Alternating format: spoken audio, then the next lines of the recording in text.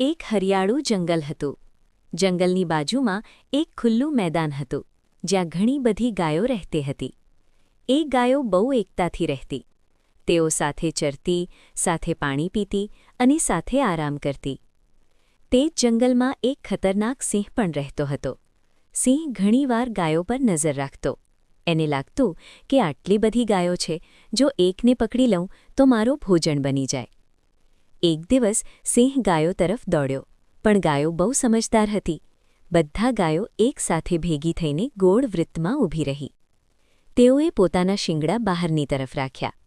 સિંહ નજીક આવ્યો, પણ જ્યારે તેણે જોયું કે બધી ગાયો એકતા સાથે ઊભી છે, તો તે ડરી ગયો અને પાછો ભાગી ગયો. સિંહે વિચાર્યું, જ્યારે સુધી આ ગાયો એકતા રાખશે, હું કંઈ કરી શકીશ નહીં. થોડા દિવસો પછી સિંહે ચાલાકી કરી. તે ગાયો વચ્ચે ઝઘડો કરાવવા લાગ્યો.